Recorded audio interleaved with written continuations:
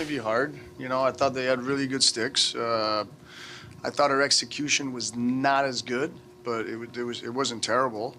Overall, I thought it was a battle out there. I thought we competed. It's a close game. It's a fine line between winning and losing. Something changed after the Canadiens' heartbreaking overtime loss, and fans noticed it right away. A rare moment from Martin St. Louis. Growing pressure from the Hurricanes, and a message that has everyone talking are creating major concern around Montreal. The series may be tied, but the feeling around this team is very different now. And what happened after Game 2 could be much bigger than the loss itself. The Montreal Canadiens entered Game 2 with a huge opportunity. After battling their way to the Eastern Conference Final, they had a chance to take control of the series against the Carolina Hurricanes. For much of the game, Montreal showed why they have become one of the biggest surprise stories of the NHL playoffs. They competed hard, created scoring chances, and stayed right with one of the league's strongest teams. But in the end, one moment changed everything. The game ended in heartbreak for Montreal. Carolina's pressure continued to build as the game went on, and eventually, the Hurricanes found the opening they needed. Nikolaj Ehlers scored the overtime winner, giving Carolina a 3-2 victory and tying the series at 1 game each. Just like that, the excitement from earlier in the series was replaced by new questions. Could the Canadiens keep up with Carolina's pace? Could they handle the pressure of a long playoff battle? And most importantly, how would they respond after such a painful loss? After the game, all eyes turned to Canadiens head coach Martin St. Louis. Fans wanted answers. Reporters wanted answers. Everyone wanted to know what the coach was thinking after watching his team come so close to taking a 2-game lead. St. Louis remained calm, but his message immediately caught attention across the hockey world. According to St. Louis, the biggest challenge against Carolina is not just physical, it is mental. He explained that the Hurricanes have a style of play that can wear teams down over time. They attack relentlessly, pressure opponents all over the ice, and force mistakes. Because of that, St. Louis stressed the importance of staying mentally strong and not becoming discouraged when things do not go your way. As discussion about Martin St. Louis's comments continued to grow, many Canadiens fans began focusing on one important question. Was the coach simply being realistic about the challenge ahead, or was he trying to prepare his team for something bigger? The answer may become clear very soon, because the next game could have a major impact on the entire series. One reason St. Louis's comments received so much attention is because of how far this Canadiens team has come. Very few people expected Montreal to reach the Eastern Conference Final. Throughout the playoffs, they have overcome difficult situations, responded to pressure, and found ways to win important games. Players like Nick Suzuki and Cole Caulfield have stepped up in key moments while the team has continued to play with confidence. That is why this overtime loss feels different. It is not just about one defeat. It is about how the team responds when momentum begins to shift. The Hurricanes have shown exactly why they are considered one of the toughest teams in the NHL. Their aggressive forecheck forces opponents into mistakes. Their speed allows them to pressure the puck all over the ice. Even when teams create chances against them, Carolina rarely gives opponents much time or space to work with. This is the challenge St. Louis was talking about after the game. The Canadiens are not only battling a talented hockey team, they are battling a system designed to frustrate opponents and wear them down mentally. That is why many fans paid close attention when St. Louis appeared irritated by questions regarding lineup decisions. Following a difficult loss, reporters naturally wanted to know if changes might be coming. However, the coach made it clear that he was focused on the bigger picture rather than blaming individual players. His reaction showed that emotions are running high as the series becomes more intense. Every decision is now being examined. Every shift matters. Every mistake could change the outcome of the series. For Montreal, the path forward is clear. They must stay disciplined, avoid costly turnovers, and continue believing in the style of hockey that brought them this far. The Canadiens have already proven they can compete with elite teams. Now they must prove they can recover from disappointment. That is often what separates good playoff teams from great playoff teams. As Game 3 approaches, the pressure will only increase. Canadiens fans are waiting to see whether their team can answer the challenge. Martin St. Louis has delivered his message. Stay mentally strong. Do not get discouraged. Keep fighting. But after everything that happened following Game 2, one question remains. Was this simply a coach trying to motivate his team? Or was it the first sign that Carolina's relentless pressure is starting to create real concern inside Montreal's locker room? The answer could decide the future of this series. Shocking developments around Leon Draisaitl are sending a wave through the hockey world. Just when fans thought they knew where the Edmonton Oilers stood, new comments, growing speculation, and a series of unexpected reactions have changed the conversation. One statement from Draisaitl sparked questions across the NHL, but what happened next made this story much bigger than anyone expected. The discussion around Leon Draisaitl's future did not begin with a trade request or a contract dispute. It started after the Edmonton Oilers were eliminated from the playoffs. Expectations were high entering the season. The Oilers had already made deep playoff runs in recent years and were once again viewed as a serious Stanley Cup contender. Instead, the season ended without a championship, and attention quickly turned to what would happen next. Following the playoff exit, players met with reporters to discuss the season. During that media session, Draisaitl made comments that immediately caught the attention of fans and hockey insiders. According to reports, Draisaitl admitted that he was concerned about the current situation. The quote was simple. He said, "I am concerned." Those three words quickly became one of the biggest stories surrounding the Oilers. Fans began debating what the statement meant. Some believed Draisaitl was simply expressing frustration after another disappointing playoff finish. Others wondered if his comments revealed deeper concerns about the team's direction. The timing of those remarks made the reaction even stronger. Edmonton has spent years building around two superstars, Connor McDavid and Leon Draisaitl.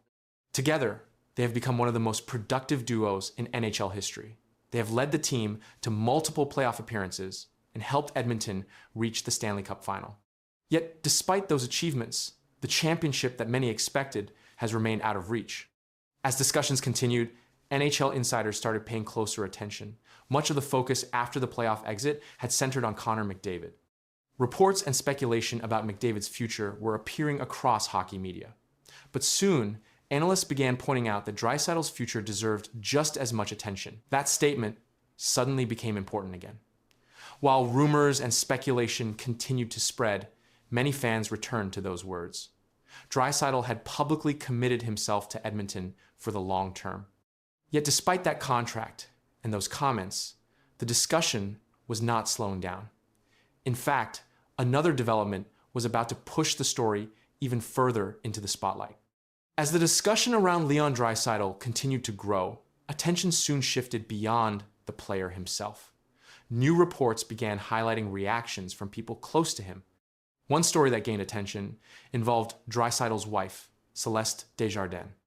Reports suggested that public signals connected to Desjardins appeared to push back against rumors claiming Draisaitl wanted to leave Edmonton.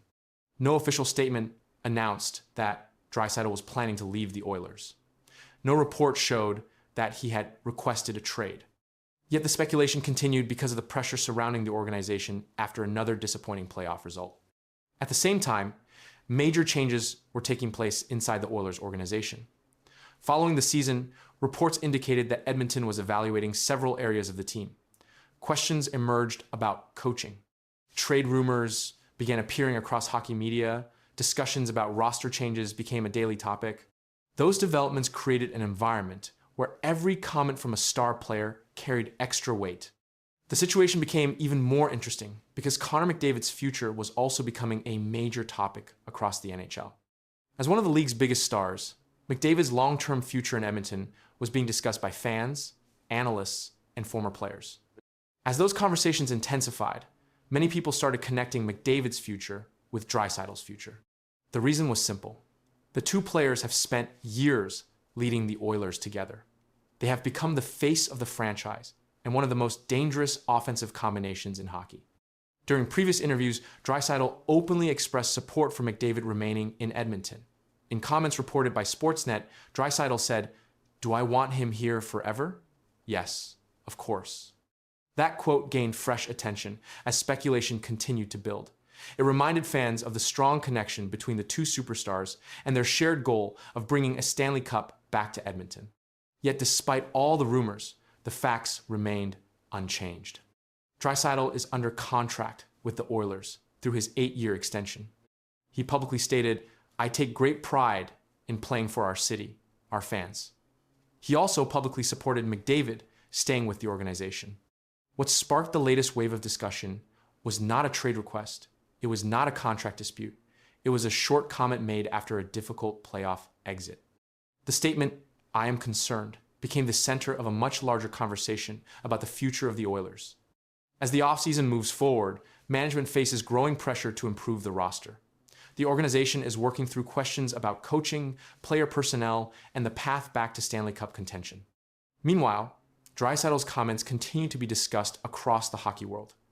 Not because he announced a departure, not because he demanded a change, but because one of the NHL's biggest stars publicly acknowledged concerns after another season ended without a championship, and that has kept the spotlight firmly on Edmonton's next move. More of it. And, when you're the manager, you take responsibility for it. So the responsibility is mine. But I always say management, coaching, players, we all share, right? We all got 33% of the pie here. I certainly think that,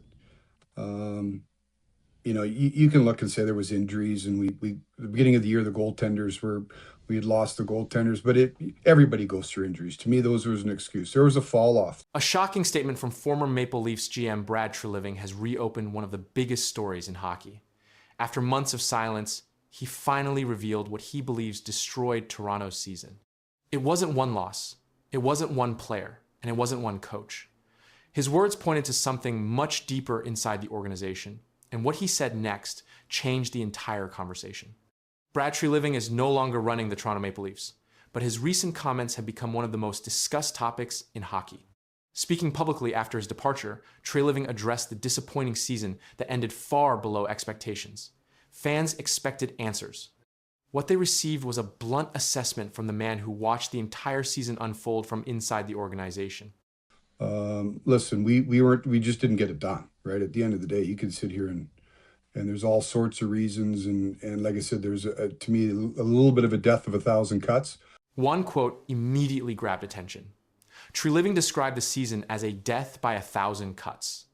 It was a simple phrase, but it carried a powerful message. According to Treliving, the Leafs were not destroyed by one major event. There was no single game that ended their season. There was no one mistake that changed everything. Instead, many smaller problems kept building throughout the year until the team could no longer recover. Whether, we didn't have the buy-in. You can debate how we played a little bit. That statement became even more important when Treliving shared another observation. He said, "We didn't have the buy-in." Those words quickly spread throughout the hockey world. Unlike many public comments after a disappointing season, this statement did not focus on one individual. Treliving did not name specific players.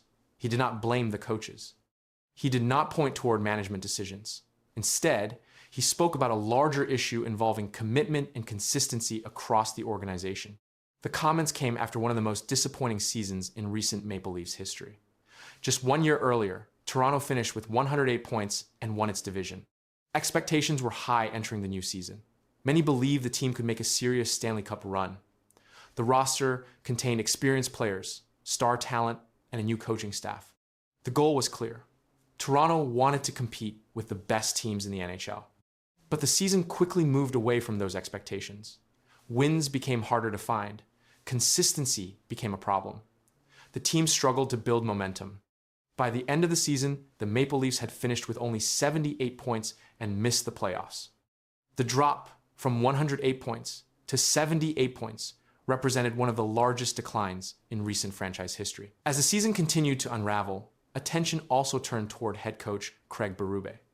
Berube arrived in Toronto with a strong reputation.